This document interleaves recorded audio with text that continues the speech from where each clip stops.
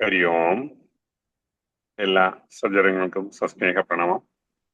കൃഷ്ണബന്ധി നയിക്കുന്ന ലളിത സഹസ്രനാമ പഠന ക്ലാസ്. നമ്മളുടെ ക്ലാസ് നയിക്കുന്നത് നമ്മളുടെ പ്രിയങ്കരനായിട്ടുള്ള ശ്രീനിവാസൻ പന്തലെങ്കിലാണ്. ക്ലാസ് നയിക്കുന്നതിന് മാഷിനെ സ്നേഹാദരപൂർവ്വം സ്വാഗതം ചെയ്യുന്നു. ഹരി ഓം മാഷെ. നമസ്കാരം തിരുമേനി, എല്ലാവർക്കും നമസ്കാരം, സ്വാഗതം. സദാശിവസമാരംഭാം ശങ്കരാചാര്യ മധ്യമാം അസ്മദാചാര്യപര്യന്താം വന്ദേ ഗുരുപരമ്പരാം. ഓം ഗുരുബ്രഹ്മ ഗുരുർവിഷ്ണുർഗുരുർദേവോ മഹേശ്വര, ഗുരു സാക്ഷാത് പരബ്രഹ്മ തസ്മൈ ശ്രീ ഗുരുവേ നമഃ. ഗജാനനം ഭൂതഗണാതിസേവിതം കവിത്തജംഭൂബലസാരഭക്ഷിതം ഉമാസുതം ശോകവിനാശകാരണം നമാമി വിഘ്നേശ്വരപാദപങ്കജം. വെള്ളപ്പളുങ്കു നിറമൊത്ത വിദഗ്ധരൂപി കള്ളം കളഞ്ഞു കമലത്തിൽ എഴുന്ന ശക്തി, വെള്ളത്തിലെ തിരകൾ തള്ളിവരും കണക്കെന്നുള്ളത്തിൽ വന്നു വിളയാടുക സരസ്വതീ നീ. സർവമംഗളമാംഗല്യേ ശിവേ സർവാർത്ഥസാധികേ ശരണ്യേ ത്രംബകേ ഗൗരി നാരായണീ നമോസ്തുതേ. ഓം മഹാദേവ്യേ നമ. ഓം ശ്രീമാത്രേ നമ. എല്ലാവർക്കും ഒരിക്കൽ കൂടി സ്വാഗതം. കഴിഞ്ഞ ക്ലാസ്സിൽ നമ്മൾ 137 ശ്ലോകം കുറച്ച് ഭാഗം എടുത്തു, കുറച്ച് നാമങ്ങൾ എടുത്തു. ആ ശ്ലോകം ഒന്ന് ചൊല്ലാം, അതിനുശേഷം നമുക്ക് തുടങ്ങാം. ദേശകാലാപരിച്ഛിന്ന സർവകാ സർവമോഹിനി സരസ്വതീ ശാസ്ത്രമയീ ഗുഹാംബാ ഗുഹ്യരൂപിണി. ദേശകാലാപരിച്ഛിന്ന സർവകാ സർവമോഹിനി സരസ്വതീ ശാസ്ത്രമയീ ഗുഹാംബാ ഗുഹ്യരൂപിണി. ഇതില് നമ്മള് ശാസ്ത്രമയി എന്ന് വരെയുള്ള എല്ലാ നാമങ്ങളും കണ്ടു. 705 നാമമായിരുന്നു ശാസ്ത്രമയി. 706 നാമം ഗുഹാംബ എന്നുള്ളതാണ് നമ്മൾക്ക് കാണാനുള്ളത്. ഓക്കെ, അപ്പൊ നേരെ നമ്മൾക്ക് 706 നാമത്തിൽ നിന്ന് തന്നെ തുടങ്ങാം. ഗുഹാംബ, എല്ലാവർക്കും അറിയാം ഗുഹൻ ആരാണെന്ന്, അല്ലെ? ഗുഹൻ സ്വാമിനാഥനാണ്, അല്ലെ? നമ്മുടെ കാർത്തികേയ ഭഗവാനാണ് ഗുഹൻ, സുബ്രഹ്മണ്യനാണ് ഗുഹൻ. ഒരുപാട് നാമങ്ങളില് അറിയപ്പെടുന്നുണ്ട്. അപ്പൊ ഗുഹന്റെ അമ്പ പാർവതിയാണ്. അതുകൊണ്ട് ദേവി ശക്തി തന്നെയാണ്, പരാശക്തി തന്നെയാണ് ഗുഹന്റെ അമ്പ. അതുകൊണ്ട് ഗുഹാംബ എന്ന് പറയുന്നു, അല്ലെ? ഇനി നമുക്ക് ഗുഹന്റെ ഉത്ഭവത്തെ കുറിച്ച് ഒന്ന്, എല്ലാവർക്കും അറിയുന്നതാണ് എങ്കിൽ കൂടി ഗുഹാംബയെ പറ്റി പറയുമ്പോൾ ഗുഹൻ എങ്ങനെയാണ്, ആ പേരുകളൊക്കെ എങ്ങനെ വന്നു എന്നറിയുന്നത് നല്ലതാണ്. അപ്പോ നമ്മുടെ ഈ ലളിതാ സഹസ്രനാമത്തിന്റെ തുടക്കം തന്നെ എവിടുന്നാണ്? ഭണ്ഡാസുരന്റെ വധത്തിന് വേണ്ടിയിട്ട് ശക്തി സ്വരൂപിണിയായ ദേവി ഇങ്ങനെ ചിദഗ്നികുണ്ഡത്തിൽ നിന്നും ഉദ്ഭൂതയായി വരുന്നതാണ്, അല്ലെ? അപ്പോ അതിന്റെ മുന്നിലേക്ക് നമ്മൾ പോകുമ്പോ എന്താണ് കാണുന്നത്? ദക്ഷയാഗം കഴിഞ്ഞ് തൻ്റെ ആ തൻ്റെ ആ അഗ്നി, തൻ്റെ ശരീരത്തിൽ തന്നെയുള്ള ആ ദിവ്യ തേജസ്സില് ദേവി തൻ്റെ ശരീരത്തെ ജ്വലിപ്പിച്ച് കളയാണ്. അങ്ങനെ അതില് വളരെയധികം കോപിഷ്ഠനായിട്ട് ശിവൻ താണ്ഡവം ചെയ്യുന്നതും, അത് കഴിഞ്ഞ് ആ ശിവൻ എല്ലാവിധ തൻ്റെ ആ ശക്തിയെ തന്നെ തന്നിലേക്ക് ഒതുക്കി, അങ്ങനെ സതിയെ അല്ലെങ്കിൽ ശക്തിയെ തന്നിലേക്ക് ഒതുക്കി ദക്ഷിണാമൂർത്തി രൂപിയായിട്ട് കൈലാസത്തില് സർവസംഘ പരിത്യാഗിയായിട്ട് അങ്ങനെ ജ്ഞാനസ്വരൂപി മാത്രമായി സർവവികാരങ്ങളിൽ നിന്നും മുക്തനായിട്ട് ഇരിക്കുകയാണ് ആര്? പരമശിവൻ.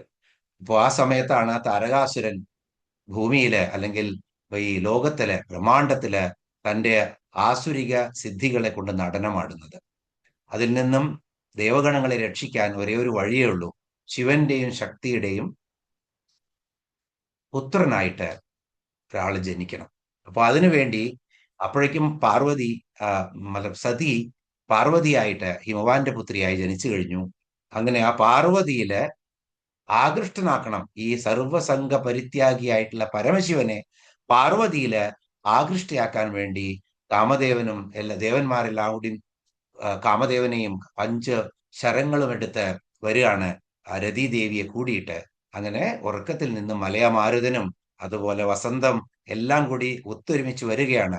അങ്ങനെ കാമദേവൻ ശിവനെ കൊടുത്തുനിന്നു അതിന്റെ ആ ദേഷ്യത്തില് അല്ല കോപാഗ്നിയില് ഭസ്മമാക്കി കളയാണ് കാമദേവനെ. അങ്ങനെ ആ ഭസ്മം എടുത്തിട്ട് അദ്ദേഹത്തിന്റെ ഒരു ചിത്രസേനൻ എന്നുള്ള ഒരു ദേവഗണം, ഒരു ഗണം, ആ ഗണം എന്ത് ചെയ്തു, ആ ഭസ്മം എടുത്ത് ഒരു രൂപം ഉണ്ടാക്കി. ആ രൂപത്തിൽ നിന്നാണ് ഭണ്ഡാസുരൻ ഉണ്ടാവുന്നത്. ഭണ്ഡാസുരൻ വലിയ ശിവഭക്തനായിരുന്നു. അദ്ദേഹം ശതരുദ്രീയം എന്നുള്ള രുദ്രം കൊണ്ട് ശിവനെ ആരാധിക്കുകയാണ് 1001 പ്രാവശ്യം. അങ്ങനെ എല്ലാ ശക്തികളും നേടുകയാണ്. അങ്ങനെ വീണ്ടും ദേവന്മാർ സ്ഥാനഭ്രഷ്ടരാക്കപ്പെടുകയാണ്. അപ്പൊ അവിടെയാണ് ദേവി ശക്തിയായി വരുന്നത്. അപ്പൊ നമ്മൾ തിരിച്ചു പോകുന്നത് ആ പാർവതി പരിണയ സമയത്താണ്. പാർവതി പരിണയ സമയത്തിന് കാർത്തികേയന്റെ ഉത്ഭവം ഉണ്ടാവണം. എങ്കിൽ മാത്രമേ ഈ താരകാസുരനെ വധിക്കാൻ പറ്റുകയുള്ളൂ. അപ്പൊ അവിടെ ശിവപാർവതി സംഗമം, അങ്ങനെ ആ സംഗമം സംഭവിക്കുകയാണ്. ആ സംഗമം എന്ന് പറഞ്ഞാൽ ശക്തി ശിവനുമായിട്ടുള്ള ഭൂമിയിൽ വെച്ചിട്ടുള്ള ആ തേജസ്സുകളുടെ സംഗമമാണ്. അപ്പൊ ആ സംഗമത്തിൽ നിന്നും വരുന്ന അപാര ശക്തി, ആ ശക്തിയെ ധരിക്കാൻ, അത്ര വിശാലവും ഉജ്ജ്വലവുമായിട്ടുള്ള ആ തേജസ്സിനെ ധരിക്കാൻ, ഗർഭം ധരിക്കാൻ പാർവതി എന്ന് പറഞ്ഞാൽ ഹിമവാന്റെ പുത്രിയായിട്ടാണ്. അവർക്ക് ശക്തിയില്ല. അതിനു വേണ്ടിയിട്ട് ആ പാർവതിയുടെ ശരീരം ഭൂമിക്ക് പോലും താങ്ങാൻ പറ്റാത്തതാണ്. അതുകൊണ്ട് ആ ഭ്രൂണം അഗ്നിദേവൻ, കാരണം അഗ്നിയാണ് അവിടെ, അങ്ങനെ ആ ഭ്രൂണത്തെ അഗ്നിദേവൻ സ്വീകരിക്കുകയാണ്. പിന്നീട് അഗ്നിക്ക് അതിനെ പരിപാലിക്കാൻ പറ്റണം. അത് പറ്റാൻ പറ്റുന്ന ആ അഗ്നിയുടെ ചൂട് കുറയ്ക്കണം. അതിനു വേണ്ടിയിട്ട് ആ ഭ്രൂണത്തെ കൊണ്ടുപോയി ഗംഗയിൽ നിക്ഷേപിക്കുകയാണ്. ശീതളയായിട്ടുള്ള മാതാവാണ് ഗംഗ. ഗംഗ അതിനെ എടുക്കുന്നു, അതിന്റെ ആ രൗദ്രഭാവത്തെയൊക്കെ കുറച്ച് അതിനുശേഷം ശരവണ പൊയ്കയില് അതിനെ നിക്ഷേപിക്കുകയാണ്. അങ്ങനെ ശരവണ പൊയ്കയില് 6 തീരുകയാണത്. അങ്ങനെ 6 തീർന്നിട്ടുള്ള ആ ശക്തി 6 ബാലന്മാരായി ജനിക്കുകയാണ്. അവര് കൃത്തികകൾ എന്ന് പറയുന്ന 6 കൃതി ദേവതകള്, നമ്മൾ പറഞ്ഞിട്ടുള്ളത് നിത്യദേവതകളാണ് അവര്. ആ 6 കൃത്തികകൾ എന്ന് പറയുന്ന നിത്യദേവതകളാല് അവർ സംരക്ഷിക്കപ്പെടുകയാണ്, ഈ 6 ബാലന്മാരും. അത്രയും ഗുഹ്യമായിട്ടാണ്, ദേവന്മാർക്ക് പോലും കണ്ടുപിടിക്കാൻ പറ്റുന്നില്ല എവിടെ ശക്തി പോയതെന്നും എവിടെ ഭ്രൂണം പോയതെന്നും, അല്ലെങ്കിൽ എവിടെയാണ് ശിവന്റെയും ശക്തിയുടെയും സംഗമത്തിൽ ഉണ്ടായിട്ടുള്ള ആ അദൃശ്യ ശക്തി എവിടെ പോയതെന്നും അവർക്ക് കണ്ടുപിടിക്കാൻ പറ്റുന്നില്ല. അങ്ങനെ അവിടെ ചെന്ന ഒരു പ്രാവശ്യം ശരവണ പൊയ്കയില് പാർവതി ഈ കൃത്തികകളെ കാണുകയാണ്. അവിടെ സ്നാനത്തിന് പോയിട്ടുള്ള പാർവതി അങ്ങനെ ഈ 6 കൃത്തികകളും 6 മക്കളെയും കൊണ്ടുവരികയാണ്. അപ്പൊ അമ്മയായ പാർവതി 6 മക്കളെയും ഒരുമിച്ച് ആലിംഗനം ചെയ്യുമ്പോൾ 6 മുഖങ്ങളുള്ള ഷൺമുഖനായി തീർന്നു. അപ്പൊ കൃത്തികകള് അതിനെ ഗുഹ്യമായിട്ട് വളർന്നതാണ്. അതുകൊണ്ട് ഗുഹന്റെ അമ്മയായി മാറി. പാർവതി തന്നെയാണ് അമ്മ, പക്ഷേ കാർത്തികേയന്റെ അമ്മയായി മാറുന്നത്, അല്ലെങ്കിൽ കൃത്തികകൾ വളർത്തിയതിനാൽ കാർത്തികേയൻ എന്ന പേര് വന്നു. അതുപോലെ തന്നെ 6 മുഖങ്ങളുള്ള ഒരു ശരീരമായി തീർന്നു 6 ബാലകന്മാർ, 6 ശക്തികളും ഒരുമിച്ച്. അതുകൊണ്ട് ഷൺമുഖൻ എന്ന പേര് വന്നു. ഇങ്ങനെ ഒരുപാട് നാമങ്ങള് കാർത്തികേയന് കിട്ടി. ആ കാർത്തികേയന്റെ അമ്മയാണ് ലോകമാതാവായിട്ടുള്ള ജഗത് ജനനിയായിട്ടുള്ള പരാശക്തി. അതുകൊണ്ട് ഇവിടെ ഗുഹാംബ എന്ന പേരിൽ ഇവിടെ അറിയപ്പെടുന്നു. അപ്പോ ഗുഹന്റെ അമ്പയാണ് ഏറ്റവും വലിയ കൃത്യങ്ങൾ, നല്ല ഒരുപാട് കൃത്യങ്ങൾ ചെയ്ത് അസുര നിഗ്രഹണം ചെയ്ത് താരകാസുരന്റെ വധം ചെയ്ത് ഒരുപാട് ശാസ്ത്രങ്ങൾ കൊടുത്ത ആ കുമാരന്റെ അമ്മയാണ് ദേവി. അതുകൊണ്ട് ഗുഹാംബ എന്ന് പറയുന്നു. ഇനി തന്ത്രശാസ്ത്രത്തിലേക്ക് പോവുകയാണെങ്കിൽ, അല്ലെങ്കിൽ കുണ്ടലിനി ശാസ്ത്രത്തിലേക്ക് പോവുകയാണെങ്കിൽ നമ്മൾക്കറിയാം ഗുഹ എന്ന് പറഞ്ഞാൽ കുഹരം, നമ്മള് ഹൃദയ കുഹരത്തിലാണ് ദേവി ഇരിക്കുന്നത് എന്ന് പറയാം. അപ്പൊ 2 അർത്ഥങ്ങളുണ്ട്. ഹൃദയം, ഹൃല്ലേഖ എന്ന് പറയുന്നത് ശരിക്കും ശ്രീവിദ്യാ മന്ത്രത്തിന്റെ ആ ഘടന അനുസരിച്ചിട്ട് അതിന്റെ ക്രക്സ് എന്നൊക്കെ നമുക്ക് പറയാം. ഹ്രീം എന്നുള്ള മന്ത്രം, ആ ഹ്രീം എന്നുള്ള മന്ത്ര ബീജത്തില് ആ ഒളിഞ്ഞിരിക്കുന്നവളാണ് ദേവി. ഹ്രീം എന്നുള്ളത് ഹൃദയത്തിൽ ഒളിഞ്ഞിരിക്കുന്ന ആ ദേവിയുടെ ശക്തിയെ സൂചിപ്പിക്കാനുള്ള മന്ത്രമാണ് ഹ്രീം. അപ്പൊ ആ ഹ്രീം എന്നുള്ള മന്ത്രത്തിന്റെ ബീജമായിട്ട്, ആ ശക്തിയായിട്ട് ഈ ചരാചരങ്ങളുടെ ഒക്കെ ഹൃദയത്തിൽ ഒളിഞ്ഞിരിക്കുന്നവളാണ് ദേവി. അതുകൊണ്ട് ദേവി ആ അർത്ഥത്തിലും ഹൃദയ കുഹരത്തിൽ ഇരിക്കുന്ന ആ അമ്പയാണ് ദേവി. അതുകൊണ്ടും ദേവി ഗുഹാംബ എന്ന് പറയുന്നു. ദഹരാകാശ രൂപിണി എന്നുള്ള നാമം നമ്മൾ പഠിച്ചതാണ്. ദഹരാകാശം എന്ന് പറഞ്ഞു കഴിഞ്ഞാൽ ആ ആകാശരൂപി, ഹൃദയത്തിലിരിക്കുന്ന ആകാശരൂപിയായിട്ടുള്ള ദേവി സ്വരൂപമാണ്. അത്രയും ചെറുതായിട്ടുള്ള, എവിടെയാണോ സ്പേസ് ഉള്ളത് അതാണ് ആകാശം. ആകാശം ഈസ് നോട്ട് സ്കൈ. വീണ്ടും വീണ്ടും ഇത് റിപ്പീറ്റ് ചെയ്യാണ്. എവിടെ നമ്മൾ ആകാശം എന്ന് പറയുന്നു അത് സ്പേസ് ആണ്.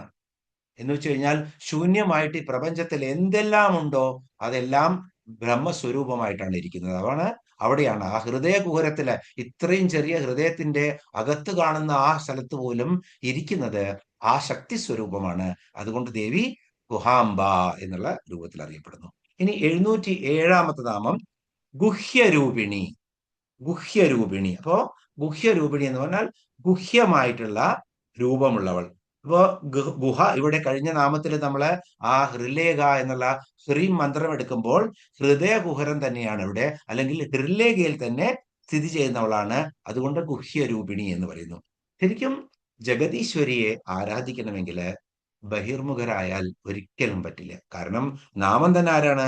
അന്തർമുഖരാണ്, അന്തർമുഖയാണ്. അന്തർമുഖ സമാരാധ്യ എന്നാണ് ദേവിയെ വിശേഷിപ്പിക്കുന്നത് തന്നെ. അപ്പോ അന്തർമുഖരായിട്ടുള്ള, തന്റെ ഉള്ളിൽ തന്നെ തിരയാൻ പറ്റണം. പുറത്ത് തിരഞ്ഞാൽ മായ മാത്രമേ കാണാൻ പറ്റുള്ളൂ. പുറത്ത് ജഗദമ്പ ഇല്ല എന്നുള്ളതല്ല അർത്ഥം. ബ്രഹ്മത്തെ പുറത്ത് തിരഞ്ഞു കഴിഞ്ഞാൽ ആദ്യം കണ്ണിൽ പെടുന്നത് നമ്മളുടെ ടിവിയും നമ്മുടെ വസ്ത്രവും നമ്മളുടെ പുത്രനും കളത്രവും ഈ ഗൃഹവും ഇതൊക്കെയാണ് കാണുന്നത്. ഇവിടെയുള്ള ആഡംബരങ്ങളും ഇവിടെയുള്ള നമ്മളെ ആകർഷിക്കുന്ന വസ്തുക്കളും ഒക്കെ കാണുക. ആ ഉള്ളിൽ തിരയുന്തോറും നമ്മള് ശൂന്യമായി വരും. We withdraw from our outward senses. ഈ പഞ്ച ഇന്ദ്രിയങ്ങളിൽ നിന്നും മുക്തി പ്രാപിച്ചിട്ടാണ് നമ്മൾ ഉള്ളിൽ തിരയുന്നത്. അങ്ങനെ ഉള്ളിൽ തിരയുമ്പോഴാണ് അങ്ങനെയുള്ള തിരയുന്ന ആ യോഗികൾക്ക് മാത്രമാണ് ദേവിയെ കാണാൻ പറ്റുള്ളൂ. അപ്പൊ ദേവിയെ അഗോചരമാണ് ദേവി, അല്ലെ? അതുപോലെ തന്നെ പരമരഹസ്യമാണ് ദേവി. അപ്പോ ജ്ഞാനം തന്നെ രൂപമായവളാണ് ദേവി. അങ്ങനെയുള്ള ജ്ഞാനത്തെ കണ്ടറിയണമെങ്കിൽ, ജ്ഞാനം പുസ്തകത്തിൽ കിട്ടുന്ന ജ്ഞാനത്തെ കുറിച്ചല്ല ഇവിടെ പറയുന്നത്. ആ ജ്ഞാനം സർവജ്ഞാനമാണ്. ആ സർവജ്ഞാനം അറിയണമെങ്കിൽ ആ ഗുഹ്യരൂപിണിയായിട്ടുള്ള, ആ ഹൃദയ കുഹരത്തിലിരിക്കുന്ന, ആ ഹൃല്ലേഖയായിട്ടിരിക്കുന്ന ആ ജഗദീശ്വരിയെ അറിയണമെങ്കിൽ ആ ഗുഹ്യരൂപിണിയായ ദേവിയെ അറിയണം. അതുകൊണ്ട് ദേവി ഇവിടെ ഗുഹ്യരൂപിണിയാണ്. ഗുഹ്യമായിട്ടിരിക്കുന്ന ഹൃല്ലേഖ സ്വരൂപിണിയായിരിക്കുന്ന ദേവിയാണ്. ആ ദേവിക്ക് നമസ്കാരം എന്ന് പറഞ്ഞ് നമുക്ക് അടുത്ത നാമത്തിലേക്ക് പോവാം. അടുത്ത നാമം ഇവിടെ 137 ശ്ലോകം അവസാനിക്കുകയാണ്. 138 ശ്ലോകം നമുക്ക് കാണാം. ഓം സർവോപാധി വിനിർമുക്ത സദാശിവ പതിവ്രത സമ്പ്രദായേശ്വരി സാധ്വി ഗുരുമണ്ഡല രൂപിണി. സർവോപാധി വിനിർമുക്ത സദാശിവ പതിവ്രത സമ്പ്രദായേശ്വരി സാധ്വി ഗുരുമണ്ഡല രൂപിണി. 708 മുതൽ 713 വരെയുള്ള 6 നാമങ്ങളാണ് 138 ശ്ലോകത്തിലുള്ളത്. ഓരോന്നോരോന്നായിട്ട് നമുക്ക് കാണാം. സർവോപാധി വിനിർമുക്ത ഒറ്റ നാമമാണ്. സർവോപാധി വിനിർമുക്ത, സർവ ഉപാധികളിൽ നിന്നും വിനിർമുക്തയായിട്ടുള്ളതാണ്. വിനിർമുക്ത എന്ന് പറഞ്ഞാൽ ദേവി അതിൽ നിന്നൊക്കെ പൂർണ്ണ സ്വതന്ത്രയായവളാണ്. സർവോപാധി വിനിർമുക്ത. അപ്പോ ഉപാധി എന്താണ് ഇവിടെ? ഉപാധി എന്ന് പറഞ്ഞാൽ സത്യത്തില് വ്യവസ്ഥകള്, ധർമ്മം, നിയമങ്ങള്, ഇതിനൊക്കെ ഉപാധി എന്ന് പറയും. ഓരോ ഉപാധി വെച്ചു. ഞാൻ ആ കരാറ് അഗ്രിമെന്റ് സൈൻ ചെയ്യുന്നതിന് മുന്നേ ഉപാധികൾ വെച്ചു എന്ന് പറയും, ഇല്ലേ? അപ്പൊ ഉപാധി എന്ന് പറഞ്ഞാൽ എന്താണ് ഇവിടെ? വ്യവസ്ഥകള്, അല്ലെങ്കിൽ നിയമങ്ങള്, അല്ലെങ്കിൽ ധർമ്മം. ഇപ്പോ എല്ലാ ഉപാധികളിൽ നിന്നും വിശേഷേണ, അതാണ് വിനിർമുക്ത, വിശേഷേണ നിർമുക്തയായവളാണ് ദേവി. പൂർണ്ണ സ്വതന്ത്രയായവളാണ് ദേവി. അതുകൊണ്ട് ദേവി സർവോപാധി വിനിർമുക്ത. ദേവിക്ക് ഒരു നിയമങ്ങളും ബാധകമല്ല, ഒരു വ്യവസ്ഥയും ബാധകമല്ല. കാരണം ദേവി തന്നെയാണ് ഈ ബ്രഹ്മാണ്ടമായിട്ട് വിളങ്ങി നിൽക്കുന്നത്. ദേവി തന്നെയാണ് പരബ്രഹ്മം. പരബ്രഹ്മം തന്റെ ഇച്ഛയ്ക്കനുസരിച്ചിട്ടാണ് എല്ലാം നടക്കുന്നത്. അല്ലാതെ ഒരു ഉപാധികളും ദേവിക്ക് ബാധകമല്ല. അപ്പൊ ദേവി എങ്ങനെയാണ്? എല്ലാ ധർമ്മബന്ധങ്ങളിൽ നിന്നും മുക്തയായവളാണ് ദേവി. ഇപ്പൊ നമുക്ക് സമൂഹത്തില് സമൂഹ പെരുമാറ്റ ചട്ടമുണ്ട്, അല്ലെ? സിവിക് സെൻസ് എന്നൊക്കെ പറയും നമ്മൾ അതിനെ. അതുപോലെ സനാതന ധർമ്മത്തിന് എങ്ങനെയാണ് ജീവിക്കേണ്ടത് എന്നുള്ളത് സനാതന ധർമ്മം വളരെ കൃത്യമായിട്ട് പറഞ്ഞു തന്നിട്ടുണ്ട്. അപ്പോ അത് ഒന്ന് സിവിക് സെൻസ്, ഒന്ന് ധർമ്മത്തിന്റെ സെൻസ്, പിന്നെ ന്യായശാസ്ത്രം. ഇതൊക്കെ കഴിഞ്ഞാലും ഒരു രാജ്യത്ത് ജീവിക്കണമെങ്കിൽ എങ്ങനെ ജീവിക്കണമെന്ന് വളരെ കൃത്യമായിട്ടുള്ള ഒരു ന്യായശാസ്ത്രമുണ്ട്. അപ്പോ ഇങ്ങനെയുള്ള എല്ലാ പെരുമാറ്റ ചട്ടങ്ങളും എല്ലാവർക്കും ബാധകമാണ്. അതിൽ നിന്നൊക്കെ മുക്തയാണ് ദേവി. ദേവിക്ക് ഇതൊന്നും ബാധകമല്ല. ഒരു ഉപാധികളും ദേവിക്ക് ഒരിക്കലും ബാധകമല്ല. അതുകൊണ്ട് ദേവിയെ സർവോപാധി വിനിർമുക്ത എന്ന് പറയുന്നു. എല്ലാ ഉപാധികളിൽ നിന്നും വ്യവസ്ഥകളിൽ നിന്നും മുക്തയായുള്ളതാണ് ദേവി സർവോപാധി വിനിർമുക്ത. അപ്പോ ഉപാധി എന്നുള്ളതിന്റെ അർത്ഥം പഠിക്കണം. വ്യവസ്ഥകള്, നിയമങ്ങള്, ധർമ്മം എന്നുള്ളത്. വിനിർമുക്ത എന്ന് പറഞ്ഞാൽ പൂർണ്ണ സ്വതന്ത്ര, വിശേഷണ നിർമുക്ത. രണ്ടർത്ഥങ്ങളും പഠിച്ചു കഴിഞ്ഞാൽ ഈ നാമം കൃത്യമായിട്ട് അറിയാൻ പറ്റും. 709 നാമം നോക്കാം. സദാശിവ പതിവ്രത. വളരെ എളുപ്പമുള്ള നാമമാണ്. സദാശിവ പതിവ്രത. സദാശിവൻ അപ്പോ പരമശിവന്റെ പതിവ്രതയായിട്ടുള്ള പത്നിയായിട്ടാണ് ജന്മാന്തരങ്ങളില് ഏത് രൂപത്തിലാണെങ്കിലും ദേവി സദാശിവന്റെ ഏക പത്നിയായിട്ടാണ് എപ്പോഴും വന്നുകൊണ്ടിരിക്കുന്നത്. മറ്റു രൂപങ്ങളൊക്കെ കാണാം നമുക്ക്. ഗംഗയായിട്ടും ദേവി വരും, അതുപോലെ പല രൂപങ്ങളിലും ഉണ്ടായിരിക്കും. പക്ഷെ ദേവി തന്നെ ചൈതന്യമായിട്ട് പരാശക്തിയുടെ മറ്റുള്ള മൂർത്തി രൂപങ്ങളാണ് അതെല്ലാം.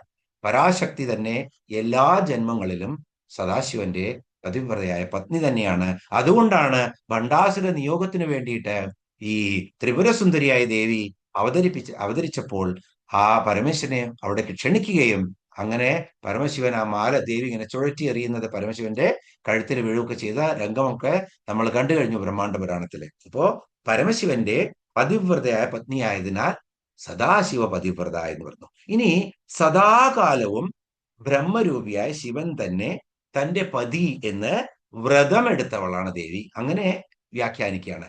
സദാകാലവും ബ്രഹ്മരൂപിയായിട്ടുള്ള ശിവന്റെ, സദാശിവൻ പതി, തന്റെ പതി ശിവൻ തന്നെ ആയിരിക്കണമെന്ന് വ്രതമെടുത്തവൾ പതിവ്രത ആയില്ലേ.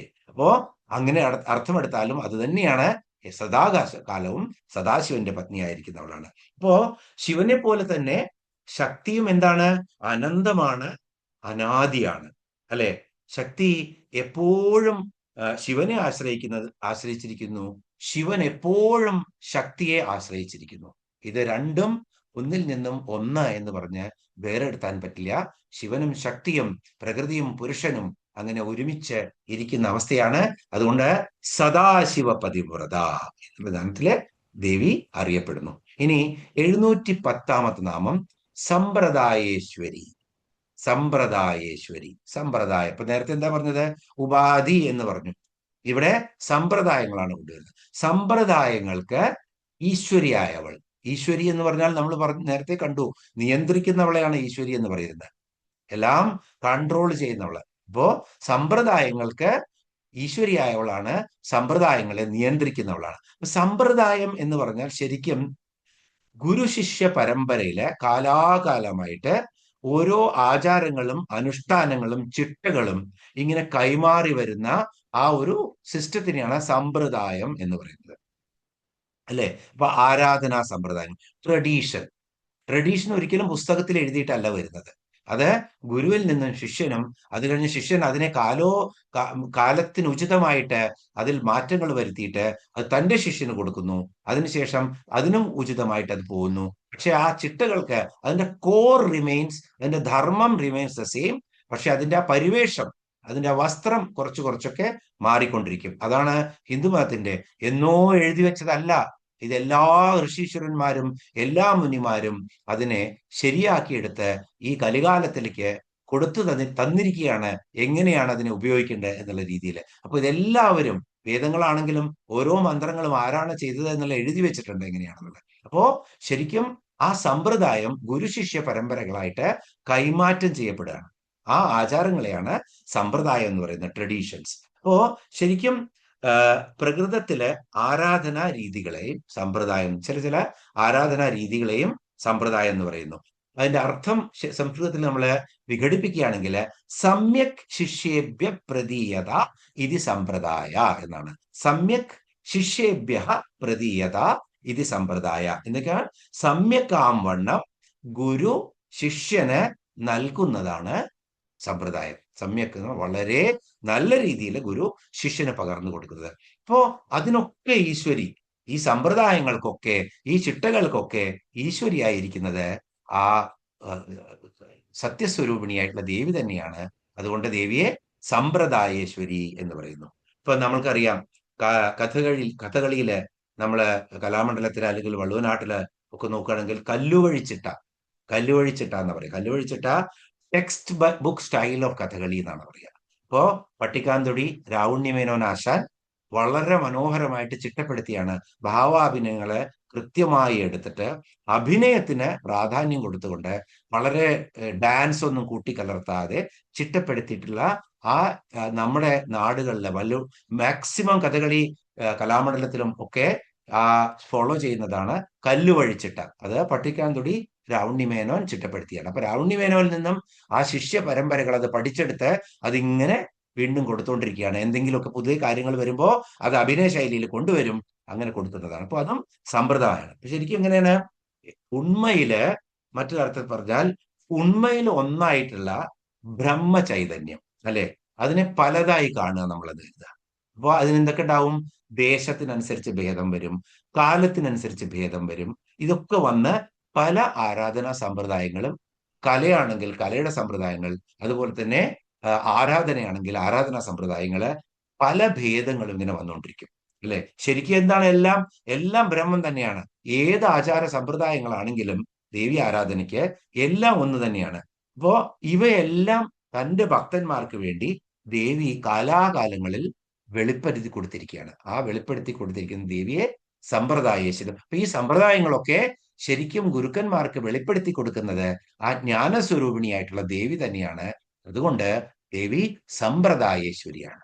എല്ലാം നമുക്ക് കിട്ടിയിരിക്കുന്ന ഗുരുപരമ്പരകളായിട്ട് കിട്ടിയിരിക്കുന്ന സദാശിവൻ മുതൽ ഇന്ന് നമ്മൾ ഇരിക്കുന്ന നമ്മുടെ തൊട്ടു മുകളിലുള്ള ഗുരുസ്ഥാനീയനായിട്ട് ആരുണ്ടോ അവരൊക്കെ, അവരുടെയൊക്കെ വിജ്ഞാനത്തിന് കാരണം ആ സമ്പ്രദായങ്ങൾ, ആ ചിട്ടകള്, ആ ജ്ഞാനങ്ങള് ഒക്കെ പകർന്നു കൊടുക്കാൻ കാരണം ആ ജ്ഞാനസ്വരൂപിണിയായ ദേവിയാണ്.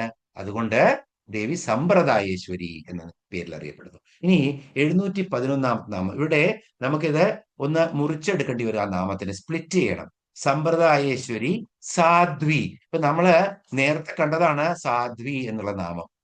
അപ്പോ നമ്മൾ ആദ്യമേ പഠിച്ചു കഴിഞ്ഞു, ലളിതാ സഹസ്രനാമത്തില് ഒരു നാമവും റിപ്പീറ്റ് ആയി വരുന്നില്ല. അപ്പോ വിഷ്ണു സഹസ്രനാമത്തില് നമ്മൾ അതിനെ ചെറുതാക്കി പറയല്ല, പല നാമ ഗോവിന്ദൻ എന്നുള്ള നാമമൊക്കെ ഒരുപാട് പ്രാവശ്യം ഒരേ നാമങ്ങൾ തന്നെ റിപ്പീറ്റ് ആയി വന്ന് പല അർത്ഥങ്ങളും പറയുന്നുണ്ട്.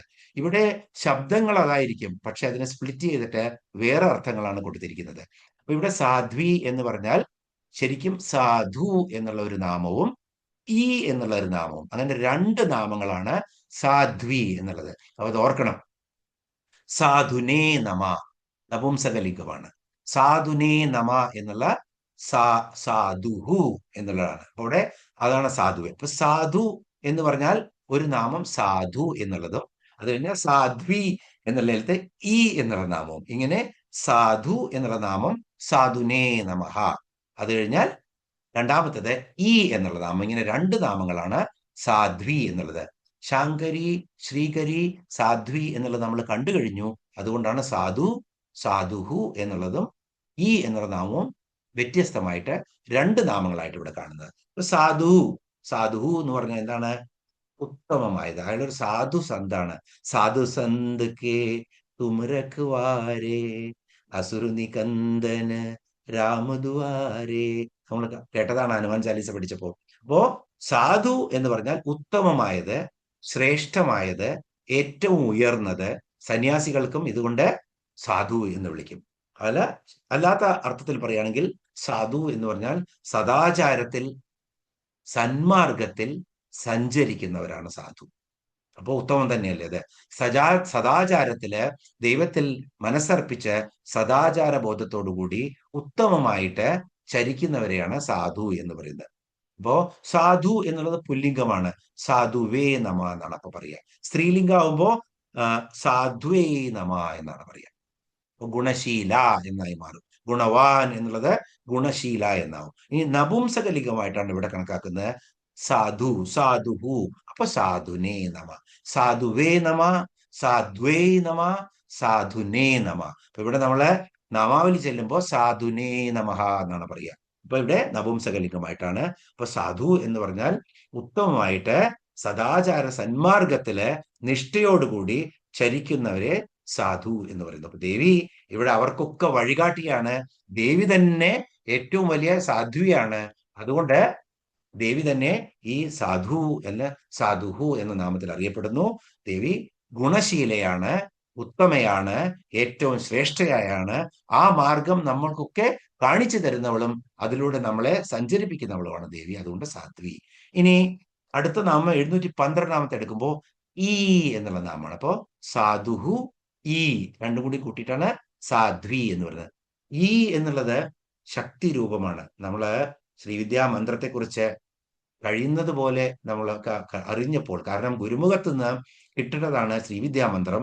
അതിങ്ങനെ പുസ്തകത്തിലൂടെയോ അല്ലെങ്കിൽ ഓൺലൈൻ ക്ലാസ്സിലൂടെയോ ഒന്നും പഠിപ്പിക്കാവുന്നതല്ല. അതിനുള്ള ശക്തിയുള്ള വലിയ ഗുരുക്കന്മാരിൽ നിന്ന് നേരിട്ട് അറിയേണ്ടതാണ്. എങ്കിലും എന്താണ് പഞ്ചദശാക്ഷരി മന്ത്രമെന്നും എന്താണ് ശ്രീവിദ്യാമന്ത്രമെന്നും എന്താണ് ഷോഡശാക്ഷരി മന്ത്രമെന്നും ഒക്കെ നമ്മൾ നേരത്തെയുള്ള നാമങ്ങൾ കണ്ടു കഴിഞ്ഞു. അതിലുള്ള ഒരു നാമം, ഒരു ബീജാക്ഷരമാണ് ഈ എന്നുള്ളത്. ശക്തിക്ക് സ്വരൂപമായിട്ടുള്ള ബീജാക്ഷരമാണ് ഈ എന്നുള്ളത്. അതില് ശക്തി സ്വരൂപമാണ്. അപ്പൊ ഈ എന്നുള്ളത് കാമകലാരൂപമാണ്. കാമകലാരൂപം, കാമകല എന്നുള്ള നാമം പഠിച്ചപ്പോഴും നമ്മൾ ഇതിനെക്കുറിച്ചൊക്കെ പറഞ്ഞതായിരുന്നു. അപ്പൊ കാമകലാ രഹസ്യം അത്യന്തം ഗൂഢമാണ്, അത്യന്തം രഹസ്യമയമാണ്. അഖില പ്രപഞ്ച സ്വരൂപമായ ദേവിയുടെ വിരാട് രൂപമാണ് കാമകലാരൂപം. അത് ഒരക്ഷരത്തില് ഒതുക്കുമ്പോൾ അത് എത്രയാ, ഒരു ആറ്റം ബോംബാണ് അക്ഷരം, അല്ലെ?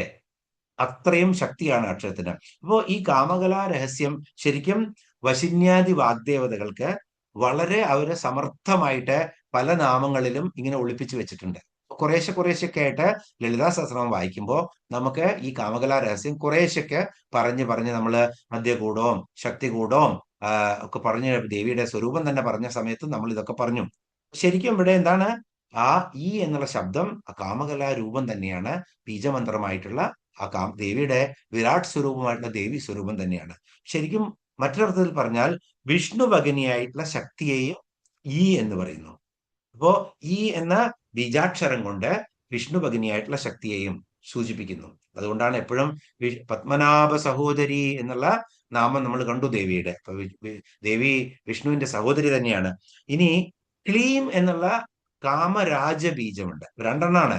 കാമകലാരഹസ്യം ദേവിയുടെ ഈ ആണ്. ക്ലീം എന്നുള്ളത് കാമരാജ ബീജമാണ്. അവിടെ കകാരവും ലകാരവും ഉണ്ട്. ശക്തമായിട്ടുള്ള ഒരു ബീജാക്ഷരമാണ് ക്ലീം എന്നുള്ളത്. ക്ലീം എന്നുള്ളതില് കകാരവുമുണ്ട് ലകാരവുമുണ്ട്.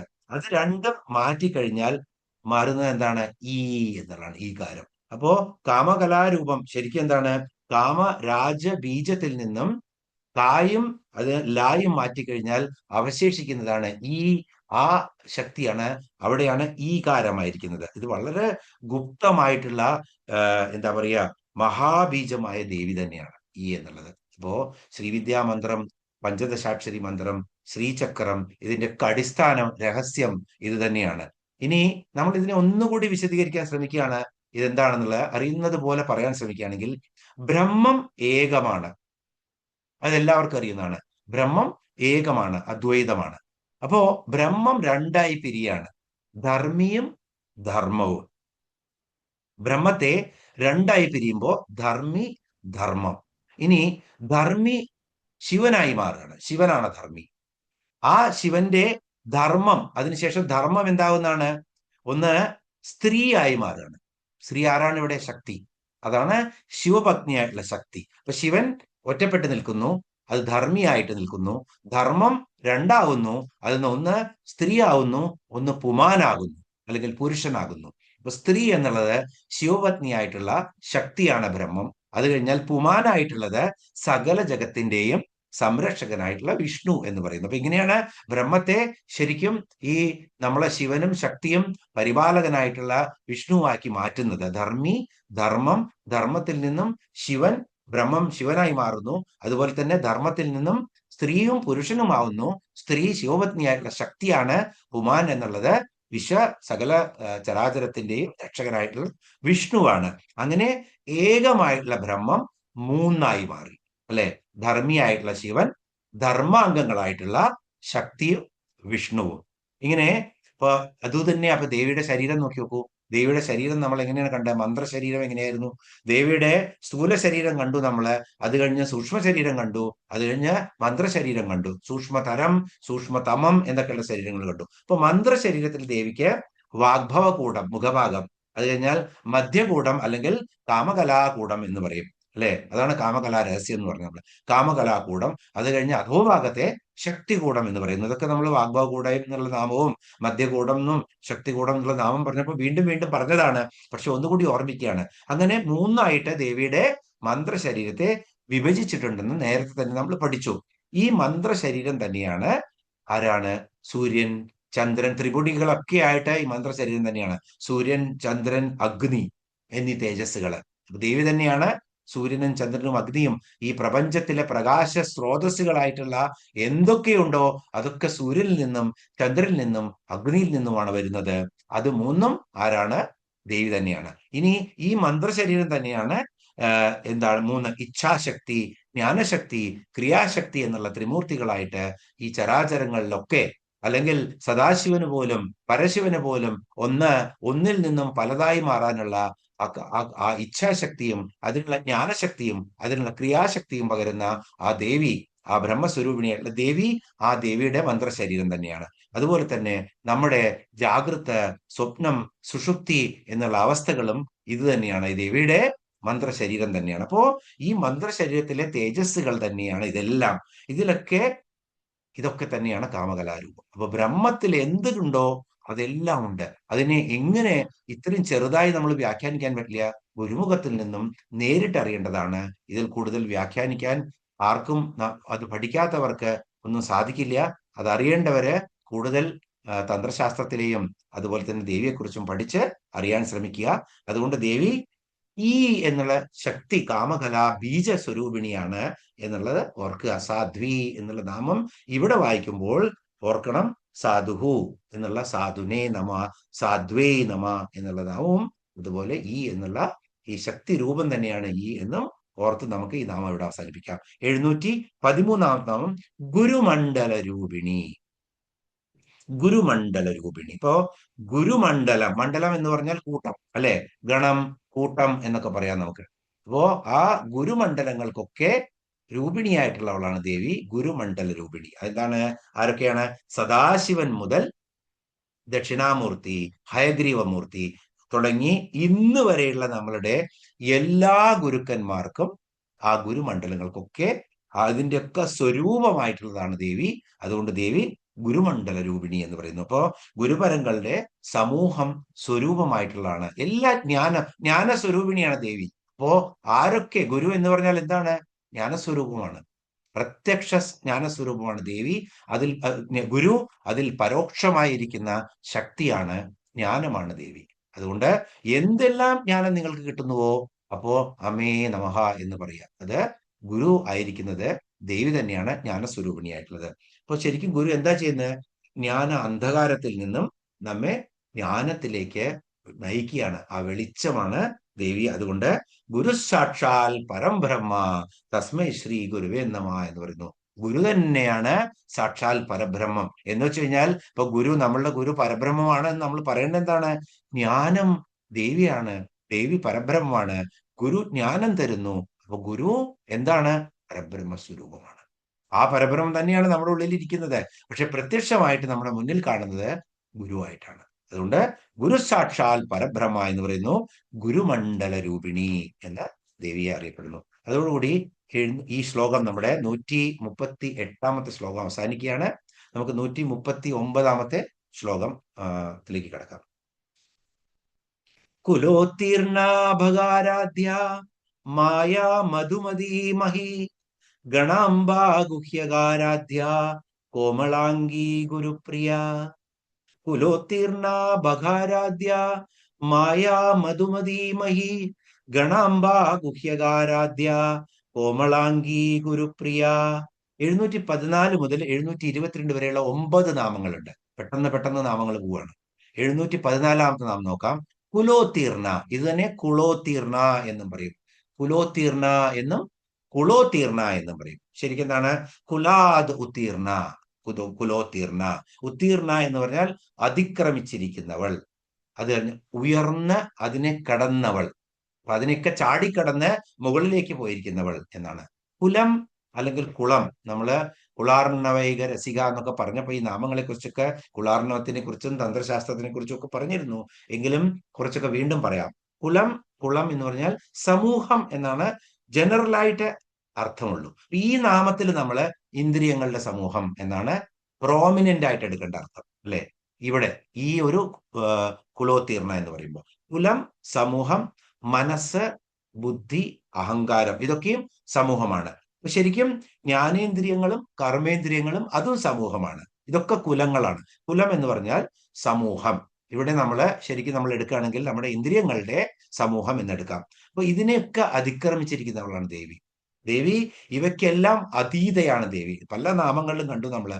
മനോവാചാമ ഗോചര, മനസ്സിനും വാക്കുകൾക്കും അഗോചരയാണ് ദേവി.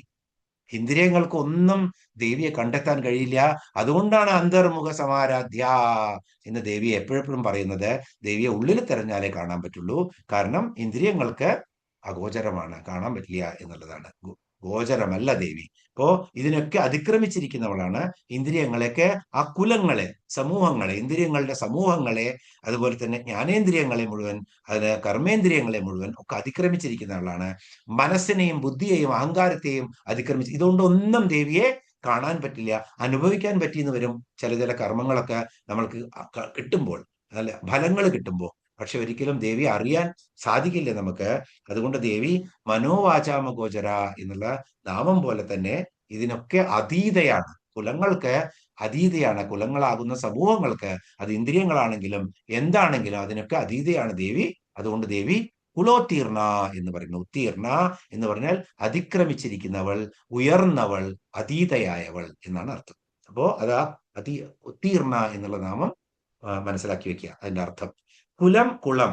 ഇനി തന്ത്രശാസ്ത്രത്തിലേക്ക് വരികയാണ് നമ്മളുടെ കുണ്ടലിനിയില്. ഇവിടെ ഷടാധാര ചക്രങ്ങൾക്കും കുലം എന്ന് പറയും നമ്മൾ കണ്ടു, അല്ലെ? കുളാമൃതൈക രസിക എന്ന് പറഞ്ഞപ്പോ നമ്മൾ ഈ അർത്ഥം പറഞ്ഞ ഷടാധാര ചക്രങ്ങൾ ഏതൊക്കെ? മൂലാധാരം, സ്വാധിഷ്ഠാനം, മണിപൂരകം, അനാഹതം, വിശുദ്ധി, ആജ്ഞ എന്നിങ്ങനെയുള്ള 6 ചക്രങ്ങളെ. ഏറ്റവും മൂലാധാരം, അത് കഴിഞ്ഞാൽ പിന്നെ വരുന്നത് ബ്ലാഡറിന്റെ സ്ഥാനത്ത് വരുന്നത് സ്വാധിഷ്ഠാനം, നാഭിസ്ഥാനത്ത് മണിപൂരകം, അത് കഴിഞ്ഞാൽ ഹൃദയചക്രം, അനാഹതം, അത് കഴിഞ്ഞാൽ കണ്ഠചക്രം, വിശുദ്ധി എന്ന് പറഞ്ഞാൽ ശുദ്ധിയായിട്ടാണ് വാക്കുകൾ വരാൻ പാടുള്ളൂ. അത് കഴിഞ്ഞാൽ ആജ്ഞ, ഞാൻ എന്ന് പറഞ്ഞ് ആജ്ഞാപിക്കാൻ പറ്റുന്ന ആ ശക്തി, അതാണ് ആജ്ഞാചക്രം. ആ ശരിയായിരിക്കുന്ന ആളുകള് സഹസ്രാരത്തിന് തൊട്ട് താഴെയാണ്, ബ്രഹ്മജ്ഞാനത്തിന് തൊട്ട് താഴെയാണ് ഇരിക്കുന്നത് ആജ്ഞാചക്രം ശരിയായിട്ടുള്ള ആളുകൾ. പക്ഷെ അഹങ്കാരത്തിൽ ഉള്ള ആജ്ഞ ആവുമ്പോ അതൊരിക്കലും മൂലാധാരം പോലും ശരിയായ സ്ഥിതമായിട്ട് നിൽക്കില്ല എന്നുള്ളതാണ്. അപ്പൊ അഹങ്കാരത്തെ മാറ്റിയെടുക്കണം എന്നുള്ളതാണ്. അപ്പൊ ആജ്ഞാചക്രം, ഈ ഷടാധാര ചക്രങ്ങൾ കുലം അഥവാ കുളം എന്ന് പറയുന്നു. ദേവി എവിടെയാണോ? ദേവി ഷടാചാര ചക്രങ്ങൾക്ക് മുകളിലാണ്. കുണ്ടലിനി ജാഗ്രത ആവുമ്പോൾ ഓരോ ചക്രങ്ങളെയും, ബ്രഹ്മഗ്രന്ഥിയും വിഷ്ണുഗ്രന്ഥിയും രുദ്രഗ്രന്ഥിയും വിഭേദിച്ച് 6 ചക്രങ്ങളും കടന്ന് സഹസ്രാരത്തിലിരിക്കുന്ന സദാശിവനുമായിട്ട് സഹസ്രദള പത്മസ്ഥ സർവവർണോപശോഭിത എന്ന് കണ്ടു. അവിടെ ഇരിക്കുന്ന ആ ദേവിയുടെ സ്ഥാനം 6 ഷഡ്ചക്രങ്ങളിലും മുകളിലാണ്. അപ്പോഴാണ് ആ അമൃതധാരയില് സാധകൻ കുളിക്കുന്നത്. അപ്പോൾ സഹസ്രാര പത്മത്തിലാണ് ദേവിയുടെ വാസസ്ഥാനം. ഷടാധാര ചക്രങ്ങളിൽ നിന്നും മുകളില് സഹസ്രാര പത്മത്തിലാണ് ദേവിയുടെ വാസസ്ഥാനം. അതുകൊണ്ട് ദേവി എന്താണ്? കുലോത്തീർണ, ഉത്തീർണമായിട്ടുള്ള, അതായത് കുലങ്ങളെയൊക്കെ അതിക്രമിച്ചുകൊണ്ട് മുകളിലിരിക്കുന്നവളാണ് ദേവി സഹസ്രാരത്തില്. ഇനി എല്ലാ ത്രിപുടികളുടെയും സമൂഹത്തെയും കുലം അഥവാ കുളം എന്ന് പറയുന്നു. അവയ്ക്കൊക്കെ അപ്പുറം തുര്യ. ഇപ്പൊ പറയാണ്, ത്രിപുടികൾ വരുന്നത് എങ്ങനെയാണ്? ഒന്ന്, അറിയുന്നവൻ, ഒരാള് വേണം അറിയാൻ വേണ്ടിയിട്ട്, അല്ലെ? ആ അറിയാൻ, സീക്കർ അല്ലെങ്കിൽ അറിയുന്നവൻ. അത് കഴിഞ്ഞാൽ അറിവ്, there should be A knowledge. അതാണ് എന്തിനാണോ അയാള് സെർച്ച് ചെയ്ത് പോകുന്നത്, അതോ അറിയപ്പെടേണ്ട വസ്തു. 3 സാധനങ്ങൾ വേണം, അല്ലെ? അറിയപ്പെടേണ്ട വസ്തു, അറിയാനുള്ള ആള്, അറിവ് എന്നുള്ള പ്രോസസ്സ്. ഇങ്ങനെ 3 എണ്ണം കൂടുന്നതാണ് ത്രിപുടി. ഈ എല്ലാ പ്രോസസ്സുകൾക്കും മുകളില് തുര്യ എന്നുള്ള അവസ്ഥയിലാണ് ദേവി. തുര്യ എന്നുള്ള നാമവുമുണ്ട് ദേവിക്ക്. തുര്യാവസ്ഥയിലിരിക്കുന്ന ദേവിയാണ്. അതുകൊണ്ട് ദേവി ത്രിപുടികളുടെയൊക്കെ മുകളിലാണ്. ത്രിപുടികളെ കുലങ്ങളായി എടുക്കുകയാണെങ്കിൽ ദേവി അതിനും മുകളിലാണ്. ഷഡ്ചക്രങ്ങളെ കുലങ്ങളായി എടുക്കുകയാണെങ്കിൽ ദേവി അതിലും മുകളിലാണ്. അതുപോലെ തന്നെ എല്ലാ സമൂഹങ്ങളും നമ്മൾ എടുക്കുകയാണ്, അതിൻ്റെയൊക്കെ മുകളിലാണ് ദേവി. അതുകൊണ്ട് ദേവി കുലോത്തീർണ എന്നറിയപ്പെടുന്നു. ഇനി 715 നാമം ഭഗാരാധ്യ. ഭഗത്തിൽ ഭഗത്തിനായിക്കൊണ്ട് ആരാധ്യ. അപ്പൊ ഭഗം എന്ന് പറഞ്ഞാൽ പല അർത്ഥങ്ങളുണ്ട്. ഭഗം എന്ന് പറഞ്ഞാൽ ശരിക്കും ഭജിക്കപ്പെടുന്ന, ഇതും നമ്മൾ നേരത്തെ പറഞ്ഞാണ്. ഭഗവതി എന്നും ഭഗവാൻ എന്നും എന്തുകൊണ്ടാണ് നമ്മൾ പറയുന്നതെന്ന്. ഭഗം എന്ന് പറഞ്ഞാൽ ഭജിക്കപ്പെടുന്നത്, ആരാധിക്കപ്പെടുന്നത് എന്നാണ്. ശരിക്കും ഭജ്യതേ സേവ്യതേ ഭോഗാർത്തിദിഹി ഇതി ഭഗഹ എന്നാണ് ഭഗത്തിനെ വ്യാഖ്യാനിക്കുന്നത്. ഭജ്യതേ എന്ന് വെച്ച് കഴിഞ്ഞാൽ ഭജിക്കുന്നതും അർത്ഥിക്കുന്നതും. ഭോഗങ്ങള് അർത്ഥിക്കുന്നവർ, കാക്ഷിക്കുന്നവർ എന്തിനെയാണോ ഭജിക്കുന്നത്, സേവിക്കുന്നത്, അതിനെ ഭഗം എന്ന് പറയുന്നു. അപ്പൊ ഭജ്യതേ സേവ്യതേ, ഭജിക്കുന്നതും സേവിക്കുന്നതും എന്തിന്? ഭോഗാർത്ഥികള്, ഭോഗത്തിന് വേണ്ടിയിട്ട്, എന്തെങ്കിലും ലഭിക്കാൻ വേണ്ടിയിട്ട് എന്തിനെയാണോ ഭജിക്കുന്നതും സേവിക്കുന്നതും അതിനെ ഭഗം എന്ന് പറഞ്ഞു. അപ്പൊ ശ്രേഷ്ഠമായ വസ്തുവിനെയാണ് ഭജിക്കുള്ളൂ, അല്ലേ? എന്തെങ്കിലും കിട്ടാൻ വേണ്ടിയിട്ട് വേറെ വല്ല ഓടയിലും കിടക്കുന്ന എന്തിനോടെങ്കിലും ഭജിക്കുമോ? ദൈവത്തിനോട്. അപ്പോ ശരിക്കും ഭഗവാൻ, ഭഗവതി, ഭഗം എന്ന് പറഞ്ഞാൽ 6 ഐശ്വര്യങ്ങളെ കുറിച്ച് നമ്മൾ കണ്ടു. ഐശ്വര്യം, വീര്യം, യശസ്, ശ്രീ, ജ്ഞാനം, വൈരാഗ്യം. ഇങ്ങനെ 6 യശസ്സുകളുണ്ട്. ഈ 6 യശസ്സുകളും ആർക്കാണ് ഉള്ളത്? അതാണ് ഭഗം, ഉത്തമമായിട്ടുള്ള ഭഗം എന്ന് പറയുന്നത്. ആ ഭഗം ആർക്കാണോ ഉള്ളത് അവരെയാണ് നമ്മൾ ആരാധിക്കുന്നത്. അതുകൊണ്ടാണ് ഭഗവാനും ഭഗവതി എന്ന് പറയുന്നത്. കാരണം ഇതൊക്കെ ചില ഗുണങ്ങളൊക്കെ ചില നല്ല മനുഷ്യന്മാർക്ക് ഉണ്ടായിന്ന് വരും. പക്ഷേ അതിൽ അഹങ്കാരം വരുന്നതോട് കൂടിയിട്ട് അത് നഷ്ടപ്പെടും. അപ്പൊ ശരിക്കും ഈ 6 ഗുണങ്ങൾ ആർക്കാണ്? ഷഡ്ഗുണങ്ങള് ഭഗവാൻ അല്ലെങ്കിൽ ഭഗവതി, ഈ ബ്രഹ്മസ്വരൂപിയായിരിക്കുന്ന ചൈതന്യത്തിന് മാത്രമേയാണ് ഈ ഐശ്വര്യവും വീര്യവും യശസ്സും ശ്രീയും ജ്ഞാനവും വൈരാഗ്യവും ഉണ്ടാവുള്ളൂ. വൈരാഗ്യം ഇല്ലെങ്കിൽ ഇതൊന്നും ഉണ്ടായിട്ട് കാര്യമില്ല. വൈരാഗ്യം എന്ന് പറഞ്ഞാൽ പൂർണ്ണ സ്വതന്ത്രതയാണ്. ഒന്നിനെയും ബന്ധിക്കില്ല, നിങ്ങളെ ഒന്നും ബന്ധിക്കില്ല. ധന, ധാന്യ, പുത്ര, മിത്ര, കളത്ര, സമ്പത്ത്, സന്തോഷം ഒന്നും ബന്ധിക്കാതെ സ്വതന്ത്രയായിരിക്കുക. സർവതന്ത്രേശി എന്ന് പറയുന്ന നാമം വരും. അപ്പോ ശരിക്കും എല്ലാ കാര്യങ്ങളിൽ നിന്നും മുക്തമാവുന്ന അവസ്ഥയാണ് വൈരാഗ്യം. എല്ലാം ഉണ്ടാവണം. ഐശ്വര്യം വേണം, വീര്യം വേണം, യശസ് വേണം, ശ്രീ വേണം, ജ്ഞാനം വേണം. അത് കഴിഞ്ഞിട്ടോ ഇതൊക്കെ ഉണ്ടായി നിറകുടമായിട്ട് വൈരാഗ്യം വരണം. അതാണ് ഇത് ഭഗവാനോ ഭഗവതിക്കാണോ സാധിക്കുള്ളൂ. അതുകൊണ്ട് ഭഗവാൻ എന്നവരെ പറയുന്നു ഭഗം. അപ്പോ ആ ഭഗത്തിനായിക്കൊണ്ട് ആരെയാണോ ആരാധിക്കുന്നത് അതാണ് ഭഗാരാധ്യ. അതാരാണ്? ദേവിയാണ് ആരാധിക്കുന്നത്. അതുകൊണ്ട് ദേവി ഭഗാരാധ്യ എന്ന നാമത്തിൽ അറിയപ്പെടുന്നു. ഇനി ഭഗം എന്ന് പറഞ്ഞാൽ സൂര്യമണ്ഡലം, ചന്ദ്രമണ്ഡലം എന്നുള്ള 2 മണ്ഡലങ്ങളെയും നമ്മൾ ഭാനുമണ്ഡല മധ്യസ്ഥ എന്നുള്ള നാമം കണ്ടു ദേവിയുടെ. അപ്പൊ ദേവി സൂര്യമണ്ഡലമാണെങ്കിലും ചന്ദ്രമണ്ഡലമാണെങ്കിലും അതിന്റെയൊക്കെ മധ്യത്തിൽ സ്ഥിതി ചെയ്യുന്നത് ആരാണ്? ദേവി തന്നെയാണ്. അപ്പോ സൂര്യമണ്ഡലത്തിലും ചന്ദ്രമണ്ഡലത്തിലും ഇരുന്നു കഴിഞ്ഞാൽ അതിൽ ആരാധിക്കപ്പെടുന്ന ആരാണ്? സൂര്യമണ്ഡലത്തിനെ ആരും ആരാധിക്കുന്നില്ല. സൂര്യമണ്ഡലത്തിലിരിക്കുന്ന ഭഗാരാധ്യയായിട്ടുള്ള ദേവിയാണ് ആരാധിക്കുന്നത്. അതുകൊണ്ടും ദേവി ഭഗാരാധ്യ എന്ന് പറയുന്നു. ഭാനുമണ്ഡല മധ്യസ്ഥയായിരിക്കുന്ന ആ ദേവിയാണ് ഭഗാരാധ്യ എന്നവിടെ പറയുന്നത്. ഇനി ഭഗത്തിന് പിന്നെ യോനി എന്നുള്ള അർത്ഥമുണ്ട്. ഇപ്പോ നമ്മുടെ രാമായണം, അതും പ്രത്യേകിച്ചും നമ്മളുടെ തുഞ്ചത്തെഴുത്തച്ഛന്റെ രാമായണം വായിക്കുമ്പോൾ അതിനകത്ത് ഏതാണ് വരികള്? സഹസ്രഭകനായി ഭവിക്ക നീ എന്ന് ഇന്ദ്രനെ ശപിക്കുന്നുണ്ട്. ആര്? ഗൗതമ മഹർഷി, അല്ലെ? ഗൗതമന്റെ പത്നി അഹല്യയെ മോഹിച്ച്, അഹല്യയുടെ സൗന്ദര്യത്തിൽ മോഹിച്ചിട്ട് കാമാന്തനായിട്ടുള്ള ഇന്ദ്രൻ അങ്ങനെ പ്രാപിക്കാൻ വരികയാണ്. പെട്ടെന്ന് വെളുപ്പായി എന്നുള്ള രീതിയിലുള്ള സൂചനകളൊക്കെ കൊടുത്ത് സ്നാനത്തിന് വേണ്ടി മുനി പോകുമ്പോ അഹല്യയെ പ്രാപിക്കുകയാണ്. അങ്ങനെ വെളിച്ചമായിട്ടില്ല എന്ന് കരുതി മുനി തിരിച്ചു വരുമ്പോ ഇന്ദ്രനെ കാണുമ്പോ കൊടുക്കുന്ന ശാപമാണ് സഹസ്രഭകനായി ഭവിക്ക നീ എന്ന് വെച്ച് കഴിഞ്ഞാൽ 1000 യോനി മുദ്രകൾ ഉണ്ടാവട്ടെ നിന്റെ ശരീരത്തിൽ. എന്തിനു നീ കാമിച്ചുവോ കൂടുതല് അത് നിന്റെ ശരീരത്തിൽ നിറഞ്ഞു പോട്ടെ എന്നാണ് ശപിക്കുന്നത്. അതിനുശേഷം ഇന്ദ്രൻ മാപ്പ് അപേക്ഷിക്കുന്നുണ്ട്, ദേവഗണങ്ങളൊക്കെ പ്രാർത്ഥിക്കുന്നുണ്ട്. അതുകൊണ്ട് സഹസ്രാക്ഷനായി മാറി. അതിനുശേഷം ആശീർവാദം കൊടുക്കുകയാണ്, നിനക്ക് സഹസ്രം അക്ഷങ്ങളായി മാറട്ടെ, കണ്ണുകളായി മാറട്ടെ എന്ന്. ഇന്ദ്രന് സഹസ്രാക്ഷൻ എന്നുള്ള ഒരു നാമം കൂടിയുണ്ട്. അപ്പോ അവിടെ ഭോഗാർത്ഥികള്, എന്ത് ഭോഗം കാക്ഷിക്കുന്നവരും ആ ത്രികോണ രൂപത്തിലുള്ള പിന്നെ അഗ്നികുണ്ഡം ഉണ്ടാക്കിയിട്ട്, യാഗകുണ്ഡം ഉണ്ടാക്കിയിട്ട് അതിനകത്ത് യാഗം നടത്തും, ഹോമം നടത്തും.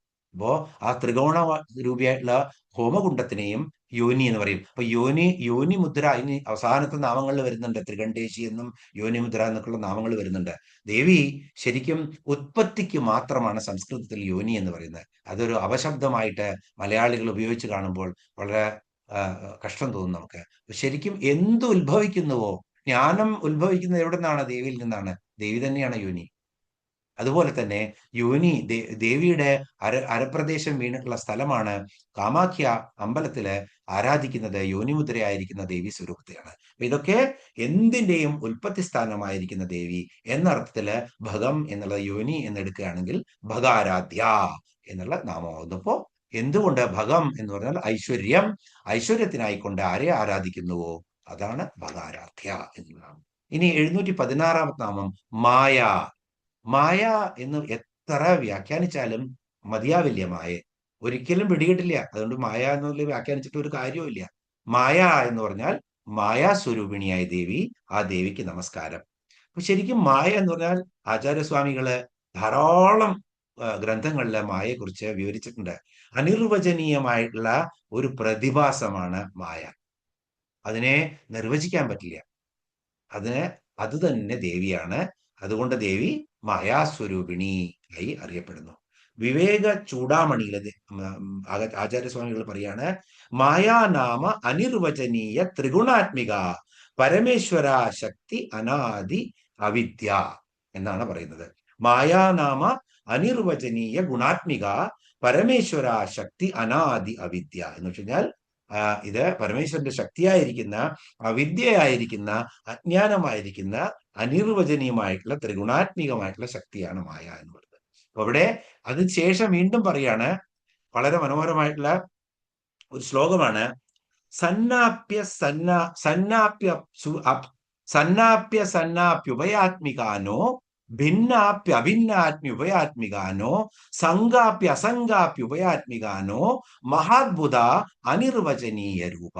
സന്നാപ്യ ആത്മികാനോ എന്ന് വെച്ച് കഴിഞ്ഞാൽ, സന്നാപ്യം എന്ന് പറഞ്ഞാൽ എന്താണ്? സൻ എന്ന് പറഞ്ഞാൽ സത്ത്, അസന്നാപ്യം എന്ന് പറഞ്ഞാൽ അസത്ത്. അപ്പൊ സത്തിന്റെയും അസത്തിന്റെയും സ്വഭാവമുള്ളതോ എന്തു തോന്നും, എന്നാൽ സ്വഭാവം ഇല്ല. ഇനി സത്തിന്റെയും അസത്തിന്റെയും സ്വഭാവം ഇല്ലാത്തതാണോ? അതല്ല. സത്തും അസത്തും കൂടി കലർന്നാണോ? അതുമല്ല.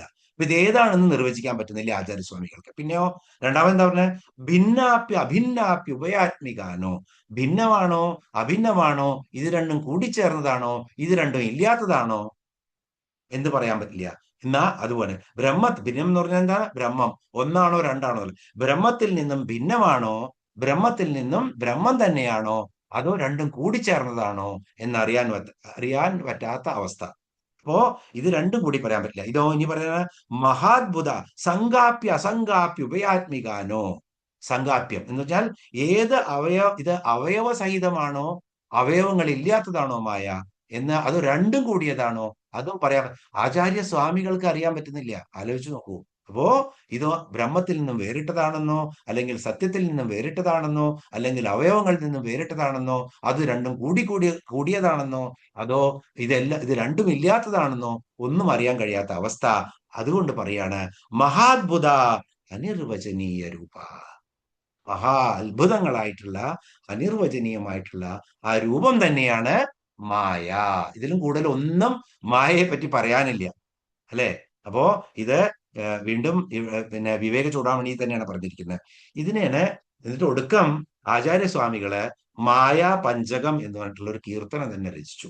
അതിനകത്ത് എല്ലാറ്റിലും പറയാണ് മായ ഇങ്ങനെയാണ്, മായ ഇങ്ങനെയാണ്, ഇതിനെ ഒരിക്കലും പിടികിട്ടില്ല എന്നുള്ള രീതിയിൽ പറഞ്ഞു കൊടുത്തു. ഇനി ശരിക്കും മായ എന്ന് പറഞ്ഞാൽ എന്താണ്? അത് നമ്മൾ കണ്ടു. നമ്മൾ കോശനാഥ എന്നുള്ള ഒരു നാമം പഠിച്ചപ്പോ, കോശം എന്ന് പറഞ്ഞാൽ കവർ, ആവരണം, അല്ലെ? കവറ് അല്ലെങ്കിൽ ആവരണം എന്നൊക്കെ കോശത്തിനെ കുറിച്ച് പഠിച്ചു നമ്മൾ.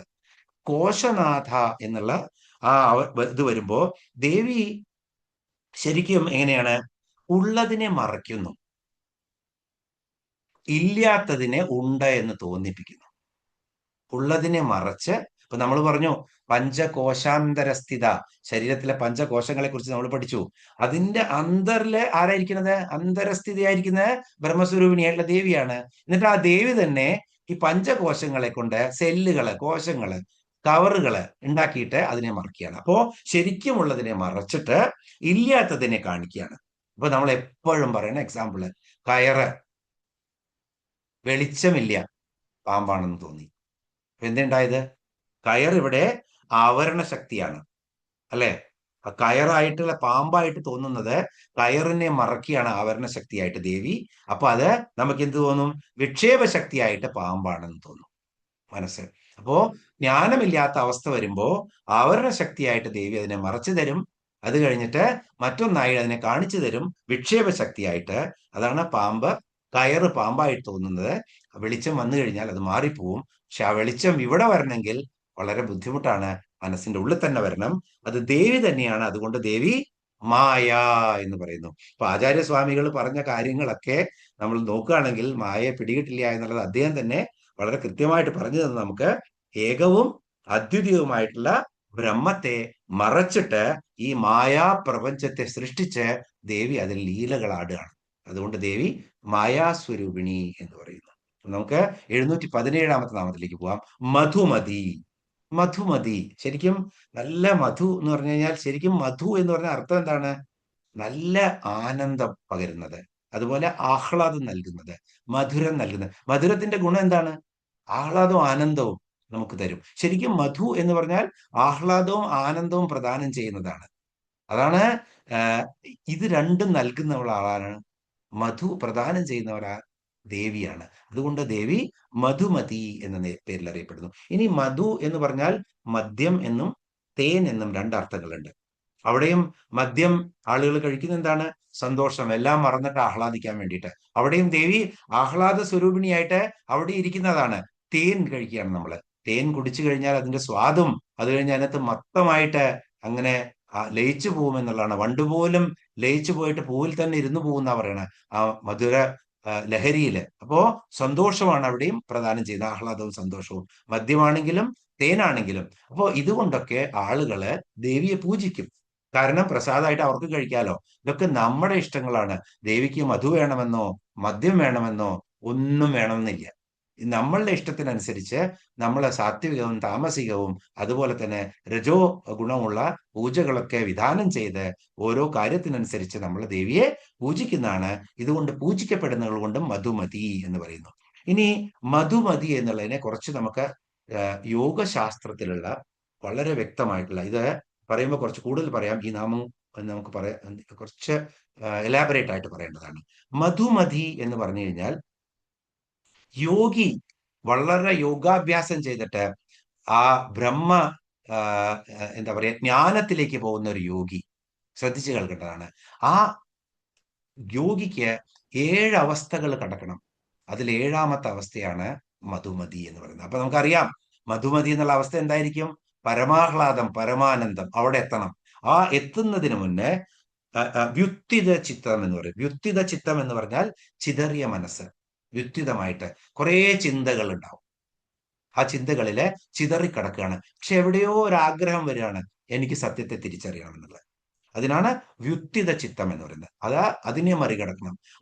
ഒരു യോഗിക്ക്, യോഗിയുടെ പതഞ്ജലിയില് നമ്മൾ പറഞ്ഞു, യമം നിയമം എന്നൊക്കെ തുടങ്ങിയിട്ട് അഷ്ടാംഗ വിദ്യകൾ പറഞ്ഞു തന്നു നമ്മള്. അവിടെ നമ്മൾ പറയുന്നുണ്ട് ധാരണ, ധ്യാനം, സമാധി. മൂന്നാമത്തെ 5 അവസ്ഥകൾ പ്രിപ്പറേറ്ററി ആണ്. ആറാമത്തത് യോഗ കഴിഞ്ഞ് ധാരണ കഴിഞ്ഞ് ധ്യാനം കഴിഞ്ഞ് സമാധി അവസ്ഥയാണ്. അപ്പൊ ആ സമാധിയിലേക്ക് പോകുന്ന അതേ റൂട്ടില് എവിടേക്ക് എന്തിനൊക്കെയാണോ ചിത്തവൃത്തികളെ എങ്ങനെ ക്രോസ് ചെയ്യണം, തരണം ചെയ്യണം എന്നാണ് ഇവിടെ പറയുന്നത്. വ്യുത്തിത ചിത്തം. അത് കഴിഞ്ഞ് രണ്ടാമത്തത് വിക്ഷിപ്ത ചിത്തം എന്ന് പറയും. വിക്ഷിപ്ത ചിത്തം ഏകാഗ്രതയുടെ തുടക്കം. കുറച്ചൊക്കെ ഇങ്ങനെ വരും ഏകാഗ്രത, എനിക്ക് അറിയണം എന്നുള്ളത്.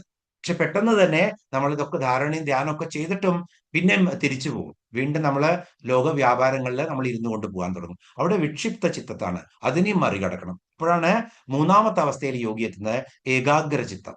ഏകാഗ്ര ചിത്തം എന്ന് പറഞ്ഞാൽ ധാരണ, ശരിക്കും നമുക്കൊരു കൺസെപ്റ്റ് ഇങ്ങനെ സ്ട്രോങ് ആയി വരാൻ തുടങ്ങുകയാണ്. അതിനകത്ത് ഫോക്കസ് ചെയ്യാൻ പറ്റുകയാണ്, ഏകാഗ്രമായി മാറാണ്. ഏകാഗ്ര ചിത്തം. അത് കഴിഞ്ഞാലോ സംക്ഷിപ്ത സമാധിയിലെത്തും. ധാരണ, ധ്യാനം, സമാധി, ഇപ്പൊ അവിടേക്ക് എത്തിക്കഴിഞ്ഞു. സംക്ഷിപ്ത സംപ്രജ്ഞാത സമാധി. സംപ്രജ്ഞാത സമാധി എന്ന് പറഞ്ഞാൽ ബോധമുള്ള സമാധിയാണ്. അപ്പൊ നമുക്ക് നമ്മൾ പോയി ഇപ്പൊ നമ്മളെ ദേവീ സ്വരൂപം ചന്ദ്രമണ്ഡലത്തിന്റെ അല്ലെങ്കിൽ സൂര്യമണ്ഡലത്തിന്റെ മധ്യത്തിലിരിക്കുന്ന ആ പത്മാസന ഭഗവതിയെ നമ്മൾ ധ്യാനിക്കുമ്പോൾ പത്മാസന ഭഗവതിയുടെ രൂപം നമ്മുടെ മനസ്സിലുണ്ട്. അപ്പോഴും രൂപമുണ്ട്. അപ്പൊ എന്താ ഉണ്ടാവുന്നത്? ബോധമുള്ള സമാധിയാണ്. അതിനെ സംപ്രജ്ഞാത സമാധി എന്ന് പറയുന്നു. 4ാമത്തെ അവസ്ഥയാണ് യോഗിയുടെ. അതിനും മുന്നിലോട്ട് പോയാൽ അസംപ്രജ്ഞാ സമാധി എന്ന് പറയും. അസംപ്രജ്ഞാ സമാധി എന്ന് പറഞ്ഞാൽ ചിത്തവൃത്തി നിരോധിച്ചു, ശരിക്കും ആ ബ്രഹ്മരൂപത്തിൽ ലയിച്ചു നമ്മള്. അപ്പൊ പെട്ടെന്ന് മറ്റുള്ള വ്യാപാരങ്ങളിൽ നിന്നും മുക്തമാവാൻ മനസ്സിനെ പഠിപ്പിച്ചു കഴിഞ്ഞു യോഗി. അപ്പോ അസംപ്രജ്ഞാ സമാധി. ഇനിയാണ് ഋതംബര പ്രജ്ഞ എന്ന് പറയും. അടുത്തത് ഋതംബര പ്രജ്ഞ. ഋതംബര പ്രജ്ഞ എന്ന് പറഞ്ഞാൽ പരമമായ സത്യത്തില് നിറഞ്ഞ ബുദ്ധി കിട്ടുകയാണ് യോഗിക്ക്. അപ്പോ എല്ലാം പോയി, പരമമായ ചൈതന്യം അങ്ങനെ വെളിവായി വരികയാണ്. അതിനാണ് എന്ത് പറയുന്നത്? ഋതംബര പ്രജ്ഞ എന്ന് പറയുന്നത്. 6ാമത്തെ കടമ്പയാണ്, അല്ലെങ്കിൽ 6ാമത്തെ പടാവ് ആണ് യോഗിയുടെ. ഇനി അടുത്തതാണ് മധുമതി. മധുമതിയും കടന്നാലാണ്, ആ മധുമതിയിലെത്തി മധുമതിയെ കടന്നു പോകണം. അപ്പൊ എന്താണ് ചെയ്യേണ്ടത്? എല്ലാം സകല ആനന്ദവും, ശരിക്കും ആ ദ്വൈത ബോധം മുഴുവൻ നശിച്ച് ആത്മജ്ഞാനം സ്ഥിരമാകുന്ന അവസ്ഥയാണ് മധുമതി. സദാനന്ദം എന്ന് പറയും നമ്മള്, ജീവൻ മുക്തി എന്ന് പറയും നമ്മള്, സഹജ സമാധി എന്ന് പറയും നമ്മള്. ജീവിച്ചിരിക്കെ ബ്രഹ്മാനന്ദം അനുഭവിക്കുകയാണ്. അതിനാണ് പറയുന്നത് ബ്രഹ്മജ്ഞാനം എന്ന്. ഇങ്ങനെയുള്ള ആളുകളെ പലപ്പോഴും നമുക്ക് ഈ ഹിമാലയൻ യാത്രകളിലൊക്കെ കണ്ടെത്താൻ പറ്റും. ഇപ്പൊ നമുക്ക് ഭ്രാന്തന്മാരാണെന്ന് തോന്നും. ഒബ്സർവ് ചെയ്യൂ അവരെ പഠിച്ചു കഴിഞ്ഞാൽ മനസ്സിലാക്കാൻ പറ്റും എത്രയോ വലിയ ജ്ഞാനികളായിരുന്നു അവര്, എത്രയോ വലിയ പൊസിഷനിലൊക്കെ ഇരുന്നവരുന്നായിരുന്നു. എല്ലാം ഉപേക്ഷിച്ചു കൊണ്ടവരാണ്. അപ്പോ അവിടെ മധുമതി എന്നുള്ള അവസ്ഥ. അപ്പൊ ദേവിയുടെ അവസ്ഥ നോക്കൂ. ഇതിനെ തന്നെ ഭാഗവത സപ്താഹം നടത്തുമ്പോൾ എത്ര പേർക്ക് അറിയാവുമെന്ന് എനിക്കറിയില്ല. ഈ ഈ 7 അവസ്ഥകളും കടക്കണം. പരീക്ഷിത്ത് ഈ 7 അവസ്ഥകളും 6 അവസ്ഥകളും കടന്ന് 7ാമത്തെ അവസ്ഥയിലേക്ക് എത്താൻ വേണ്ടിയിട്ടാണ് പരീക്ഷിത്ത് ഭാഗവത സപ്താഹം കേട്ടത്. 7 ദിവസത്തെ. അതാണ് യോഗഭൂമി എന്ന് പറയുന്നത്. ഈ യോഗ പഠിക്കുന്ന ആ ആചാര്യൻ എങ്ങനെയാണോ ഓരോ അവസ്ഥയും കടന്ന് അവസാനം മധുമതി എന്നുള്ള അവസ്ഥയിലെത്തുന്നത്, അതുപോലെ തന്നെ വ്യുത്തിത ചിത്തമായിട്ടുള്ള അവസ്ഥമാണ് ആദ്യത്തെ യോഗഭൂമി. അതാണ് ശുഭേച്ഛ. എത്ര അധ്യായമാണെന്നുള്ളതൊക്കെ വേണമെങ്കിൽ പിന്നെ എഴുതിയിട്ടിടാം. ശുഭേച്ഛ എന്നുള്ളതാണ്. അവിടെ ആത്മജ്ഞാനം നേടണമെന്നുള്ള ത്വര മനസ്സിലുണ്ടാവുകയാണ്. അതാണ് ശുഭേച്ഛ എന്നുള്ള ആദ്യത്തെ ദിവസത്തെ യോഗഭൂമി. നിങ്ങൾക്കൊക്കെ അറിയാം, ഭാഗവതം വായിക്കുമ്പോൾ എത്ര ചാപ്റ്റർ ആദ്യം ക്ലിയർ ചെയ്യും എന്നുള്ളത്. അപ്പൊ അത്രയും വരുമ്പോൾ ശുഭേച്ഛ എന്നുള്ളതാണ്. 2ാമത്തത് വിക്ഷിപ്ത ചിത്തം എത്തുമ്പോഴാണ് വിചാരണ എന്നുള്ള യോഗഭൂമിയിൽ എത്തുന്നത്. വിചാരണ തത്വചിന്ത തുടങ്ങുകയാണ് മനസ്സിൽ. 3ാമത്തത് തനുമാനസ എന്നുള്ളതാണ്. 3ാമത്തെ ഏകാഗ്ര ചിത്തത്തിലേക്ക് പോകുന്ന ആ അവസ്ഥ തനുമാനസ എന്ന യോഗഭൂമിയിൽ എത്തിച്ചേരുകയാണ് നമ്മള്. 3ാം ദിവസം ഭാഗവത പാരായണം നടത്തുമ്പോൾ വാസനകളെ ക്ഷയിക്കാൻ തുടങ്ങുകയാണ്. ശരിക്കും ഇരുന്ന് കേട്ടുകഴിഞ്ഞാൽ വാസനകൾ ക്ഷയിക്കാൻ തുടങ്ങുകയാണ്. 4ാമത്തെ നമ്മൾ ദിവസം എത്തുമ്പോൾ സത്വാംപത്തി എന്നുള്ള അവസ്ഥയിലെത്താണ്. സത്വാംപത്തി. അപ്പോ സത്വാംപത്തി എന്നുള്ള അവസ്ഥയിലെത്തുമ്പോൾ ആത്മാനുഭാവം ഇങ്ങനെ തെളിഞ്ഞു തുടങ്ങുകയാണ്. അത് 4ാമത്തെ ദിവസമാണ്. 5ാമത്തെ ഭാഗവത സപ്താഹ ദിവസത്തിലെത്തുമ്പോഴേക്കും അസംസക്തി എന്നുള്ള ആ യോഗഭൂമിയിലാണ് എത്തുന്നത്. ആ യോഗഭൂമിയില് എന്താണ്? സുഖദുഃഖങ്ങളൊക്കെ മാറി അതൊന്നും ബാധിക്കാത്ത ആ നിർവികാര അവസ്ഥയില് നമ്മൾ എത്തുകയാണ്. സുഖം വന്നാലും വേണ്ടില്ല, ദുഃഖം വന്നാലും വേണ്ടില്ല എന്നുള്ള ആ നിർവികാര അവസ്ഥയിൽ എത്തുകയാണ് 5ാമത്തെ യോഗഭൂമിയില്. ഏതാണത്? അസംസക്തി. 6ാമത്തെ യോഗഭൂമിയിൽ എത്തുമ്പോ പദാർത്ഥി ഭാവന എന്ന് പറയും. പദാർത്ഥി ഭാവന എന്ന് പറഞ്ഞാൽ സർവം ബ്രഹ്മമാണെന്നുള്ള ആ അവസ്ഥ. ആ അവസ്ഥ ഞാൻ തന്നെയാണ്, എന്നിലും ബ്രഹ്മമാണെന്ന് തിരിച്ചറിയുന്ന യോഗഭൂമിയാണ് ഭാഗവത സപ്താഹത്തിന്റെ 6ാമത്തെ ദിവസത്തെ പദാർത്ഥി ഭാവന എന്നുള്ള യോഗഭൂമി. അത് കഴിഞ്ഞ് 7ാമത്തെ ദിവസം ആകുമ്പോഴേക്കും തുരീയക, എല്ലാറ്റിന്റെയും മുകളിലേക്ക് പോയി തുര്യാവസ്ഥയിലേക്ക് എത്തുകയാണ്. സച്ചിദാനന്ദ ആത്മാനുഭൂതി. ആ യോഗി ആചരിച്ചതുപോലെ ജീവൻ മുക്തനായി ഞാൻ നിമിഷത്തിനെങ്കിലും 7 ദിവസം ഇരുന്നാലെങ്കിലും ജീവൻ മുക്തനായി എന്നുള്ള അവസ്ഥ വരുന്നതാണ്. അതാണ് ശരിക്കും ജീവൻ മുക്തനാവുമ്പോഴാണ് പിശാചിനെ പോലും ഗോകർണൻ കൊടുത്തപ്പോ പിശാച് പോലും പോയത്, അല്ലെ? മുള പൊട്ടിച്ചിട്ട് മുക്തിയായത്. അതുകൊണ്ടാണ് ഈ 7 അവസ്ഥകൾ പ്രാപിക്കാനാണ് ഭാഗവതം. എല്ലാ ആചാര്യന്മാരും, ഞാൻ ഒരുപാട് ഭാഗവത സപ്താഹം കേൾക്കാൻ എനിക്ക് എൻ്റെ കർമ്മങ്ങളും ഒന്നും അനുവദിച്ചിട്ടില്ല, എങ്കിലും പലരും പറയുന്നതാണ് ഇങ്ങനെ ശുഭേച്ഛ, വിചാരണ, തനുമാനസ, സത്വാംപത്തി, അസംസക്തി, പദാർത്ഥി ഭാവനി, തുരീയക എന്നുള്ള 7 യോഗ ഭൂമികളിലൂടെ സഞ്ചരിക്കാനാണ് 7 ദിവസത്തെ ഭാഗവത സപ്താഹം നമ്മൾക്ക് തന്നിട്ടുള്ളത്. അതുകൊണ്ട് ഇനി ഭാഗവത സപ്താഹം കേൾക്കുമ്പോൾ കൃത്യമായിട്ടും ഈ ബോധത്തോടു കൂടി തന്നെ ആ ഓരോ യോഗഭൂമിയും തരണം ചെയ്ത് ഈ യോഗിയുടെ അവസ്ഥ, കാരണം അത് യോഗമാണ് അവിടെ നടക്കുന്നത് ഭാഗവത സപ്താഹം എന്ന് പറഞ്ഞു കഴിഞ്ഞാൽ, ആ വ്യുക്തിത ചിത്തം, വിക്ഷിപ്ത ചിത്തം, ഏകാഗ്ര ചിത്തം, സംപ്രജ്ഞാത സമാധി, അസംപ്രജ്ഞാ സമാധി, ഋതംബര പ്രജ്ഞ, മധുമതി എന്നുള്ള അവസ്ഥയിലേക്ക് എത്താൻ എന്നെ സഹായിക്കണേ എന്നുള്ള ബോധത്തോടു കൂടി ഭാഗവതം കേൾക്കാൻ പോകൂ ഇനി മുതൽ. അപ്പൊ നമുക്ക് നാട്ടുവർത്താനങ്ങളെ കുറച്ച് ശക്തമായിട്ട് ആ ബ്രഹ്മസ്വരൂപത്തെ മനസ്സിൽ കാണാൻ പറ്റും. ഇനി 718 നാമം നമ്മൾ അടുത്ത ക്ലാസ്സിലെടുക്കാം. ഇത് കുറച്ച് കൂടുതൽ പറയേണ്ടി വന്നു, മധുമതി എന്നുള്ളത്. ഇവിടെ നമുക്ക് ഇന്ന് സമ്പന്നമാക്കാം നമ്മുടെ ഇന്നത്തെ ഈ ക്ലാസ്.